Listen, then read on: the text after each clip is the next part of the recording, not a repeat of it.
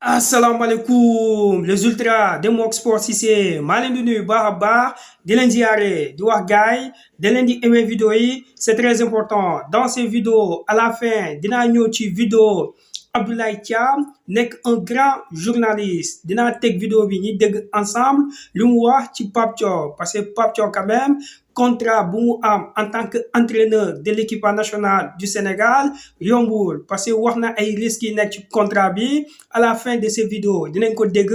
ensemble bu ko defee na dañuy commencer ci wàllu information waa ESPN ñëw na ci Guirassy ne na suba la Ligue des champions di commencer Guirassy te mu nekk attaquant Dortmund saison bi ñu jugee moo nekkoon meilleur buteur ci Ligue des champions nee na maintenant c'est officiel Guirassy jot na trophée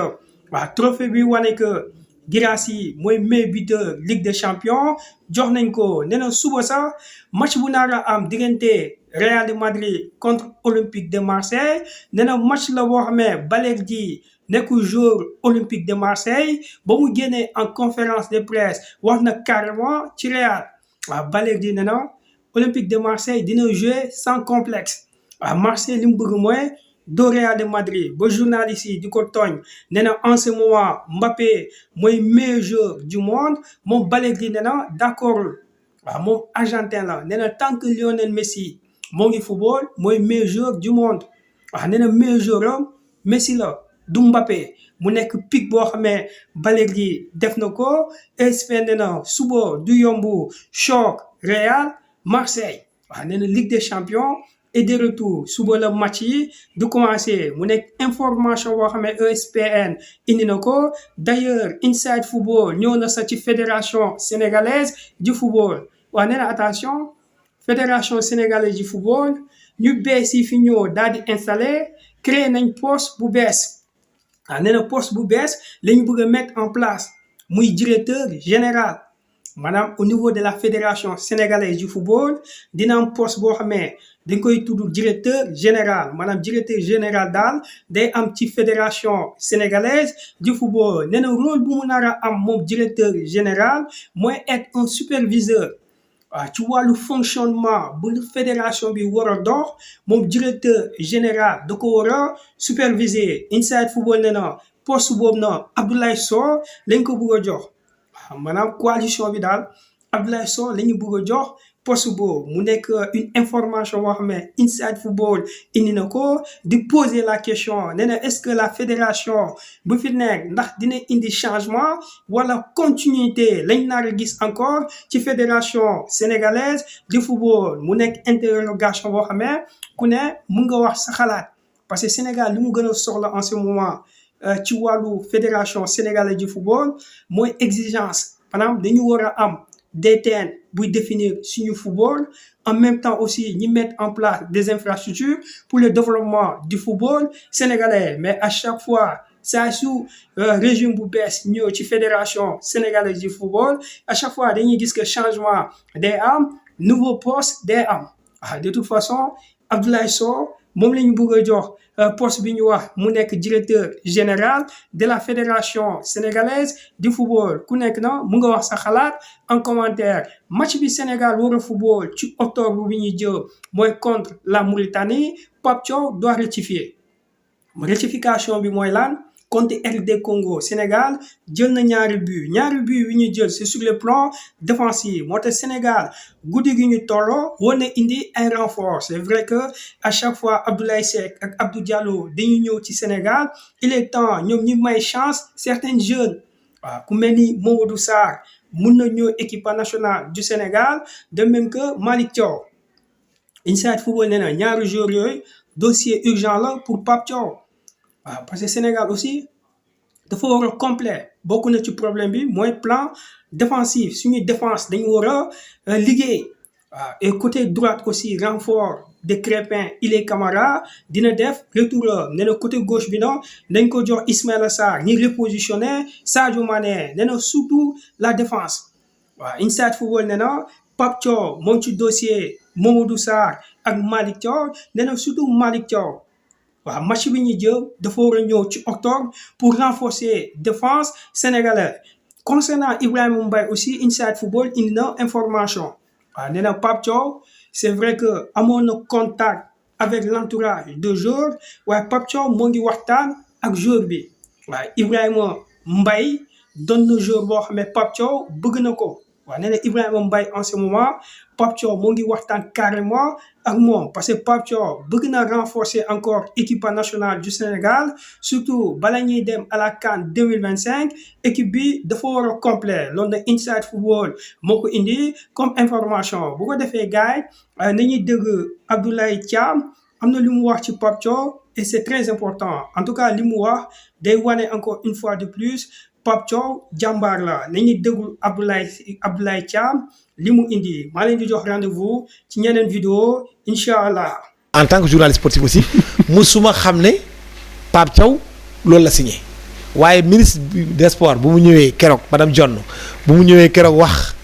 que lu mu signé objectif yi c'est que na qualifier coupe du monde alors que déjà on était deuxième on doit effectuer un déplacement au Congo. Deuxièmement na remporter trophée continental au Maroc laa ne Pape de ku am fit la. am na fit de. fit moom parce que man su ma nekkoon agent am du mës a signer loolu. déedéet jamais de la vie je ne sais pas qu'est-ce qui l'a poussé à le signer et j'espère que ce n'est pas parce que je veux être entraîneur du Sénégal rek ma kii ko loo comme disait bëgg a yàpp nag du tax galgal ñay loolu la ñu moom la ñuy wax bëgg a yàpp du tax ma dem galgal ñay galgal ñay donc heureusement pour nous déjà sur la coupe du monde quand même on est sur une pente ascendante. C'est-à-dire que aussi nit ki il faut nga xam fi nga jógee gis nga Aliou Cissé bu muy jël équipe nationale du Sénégal rappeler histoire dafa baax toujours. Absolument bu muy jël équipe nationale du Sénégal 2006 la géejoon atteindre demi-finale. parce que dañu lajj 2008 premier tour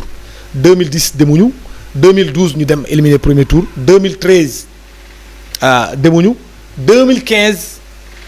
Aliou Cissé war a jël équipe bi ñu dem bu ñu ñëwee dañ ko ne.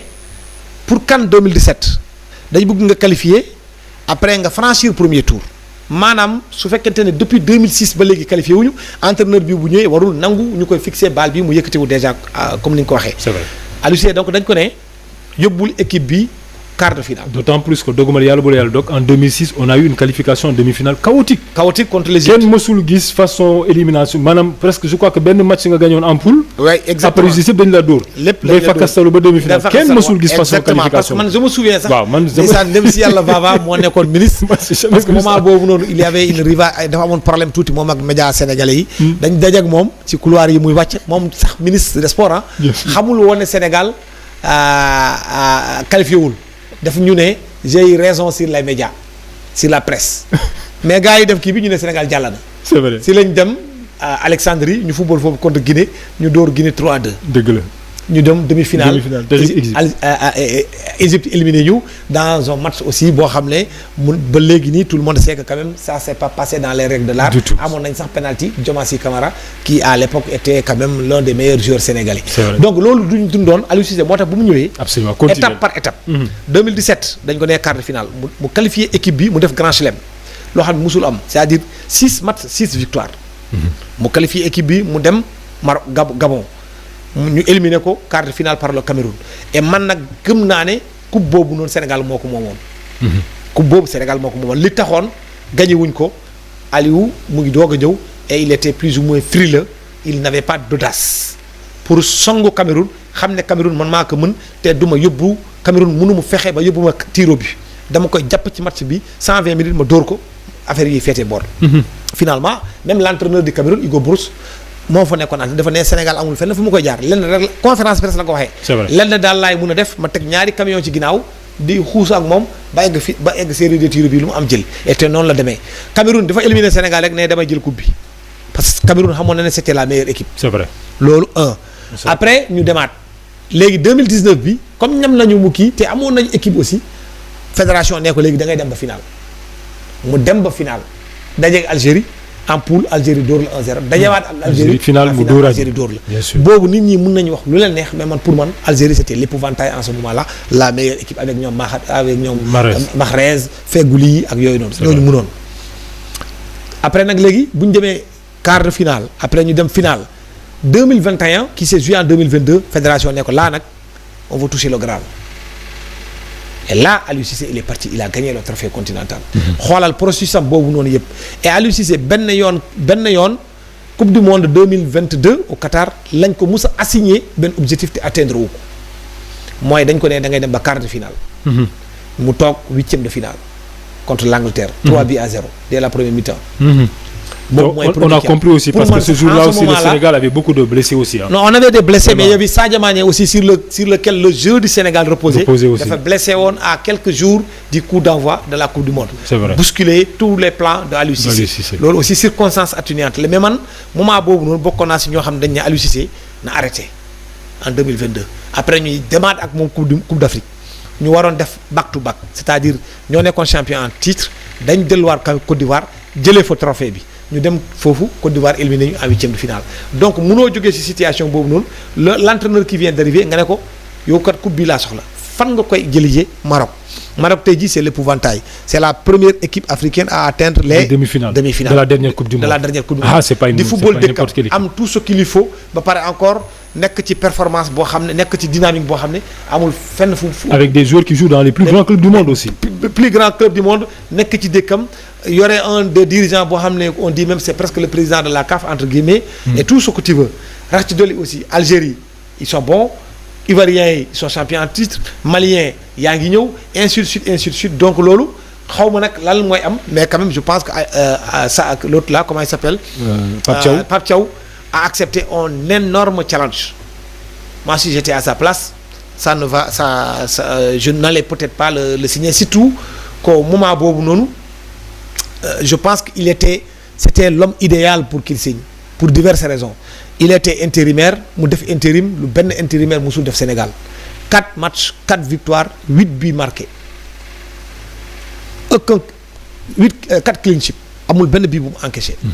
Pape Thiaw. Les 2 buts qu'il a encaissés je crois que c'était les 2 buts de Kinshasa. Exactement Kinshasa lañ ko mës a dugal donc kenn mësu ko woon dugal bi lu mu fi nekk yépp déplacement am et tout il gagne sinon su méttee il fait un match nul mooy comme par exemple bu ñu demee Soudan à Benghazi mu def foofu match nul 0 but partout. C'est vrai. Angleterre bu ñu demee foofu noonu ils ont marqué un but mais on a gagné. Ce match amical bi aussi contre l'Irlande c'était la même chose donc yooyu yëpp bu amee boo xoolee bu baax tu te dis que quand même c'est et puis man je suis un adepte actuellement nii ou bien je suis un grand défenseur aujourd'hui de l'expertise locale. Parce que li ma doon wuti di jéegaane di dem feneen di wuti ci tubaab yi tey jii samay joueur bu génération 2002 ak yeneen dem naa sax c'est pas du chauvinisme dem naa sax ba bind le Sénégal est devenu l'Allemagne de l'Afrique de l'Ouest en termes de valeur de nos entraîneurs ci li ñu yor am nañu ay entraîneurs yoo xam ne dañuy dem tout puissant Mazembe wax naa léegi Lamine Ndiaye soo demee ba Belgique di nga fa fekk Sadio Demba boo demee en France di nga fekk ñoom Mané ak ñeneen Omar Daf Habib Beye donc vraiment sur ce plan-là on n'a plus rien. boo demee Libye Aliou Cissé l'ex-entraîneur des Lions également tout ça ak ñeneen donc sur ce plan-là quand même def nañ ay jéego yoo xam ne jaratul léegi ñuy naan dañuy jël suñu équipe bi di ko jox ñeneen même si quand même c'est un métier boo xam ne aussi universel. c'est pas une question l'Angleterre moo football foofu la juddoo. gis nga waaye bi mooy 3e fois. Angleterre di am entraîneur boo xam ne du anglais. c'est vrai allemand la avant Tuchel amoon nañ Gregg Eriksson. suédois la après ñu am Capello doomu Italie laa ñu am Thomas Tuchel doomu Allemagne. comprendre nga Brésil la Samba dans leur histoire musuñu xalaat dans leur vie ku nekkul brésilien dina gérer équipe nationale. dañ jëm Ancelotti ñu jël ko def ko entraîneur donc loolu yëpp. mën nga ko mettre sur la table sauf que nous aussi on n'a pas les moyens aussi de payer ces entraîneurs là loolu tamit dëgg la absolument parce que ça coûte très cher dama déggoon fii nii ay débat ay Hervé Renard day ñëw loolu c'est du pipeau Hervé Renard émarge à 300 millions de francs CFA par mois au niveau fu mu nekk le Sénégal n'est pas capable de payer un entraîneur boo ko doon def je crois que Diomaye foofu lay fekk ministre bi président fédération xaw ma Diomaye xaw ma Sonko ñun ñëpp mu dégager leen même ñu journalistes yi sax on va nous dire de parler parce que je crois que l'actuel entraîneur il est à 15 ou 20 millions il est à 13 millions il est à 13 millions il est à 13 millions. Mais dama jégal nag parce qu'on n'a pas le droit de parler des salaires des gens parce que yow xam naa tes employés là tu vas pas me donner wala su ma génnee léegi je vais lui demander de me donner son bulletin de salaire. mais comme c'est d'autorité publique. oui moo tax on est obligé de savoir. exactement parce que entraîneurs yi aussi lu bari léegi ñun dañ koy xaw a jéem a nëbb mais dans tous les pays européens aujourd'hui les gens savent l'entraîneur il est marge à combien faire yooyu noonu ça c'est connu quoi. c'est et puis encore c'est le football football lu muy indi ci xaalis si ngay gisee un entraîneur qui se qu'on paye à 13 millions match gagné joueur bi bu amee 2 millions lui il a 4 millions. en temps de qualification amee joueur bi bu amee 40 millions lui il a le double 80 millions ainsi de suite mais nit ñi bu ñu gis loolu aussi ñu yaakaar ne xaalis bu dul jeex la c'est la discipline qui fait. parce que football dafa bari xaalis et c'est une sorte de redistribution aussi qu'on fait par rapport aux acteurs.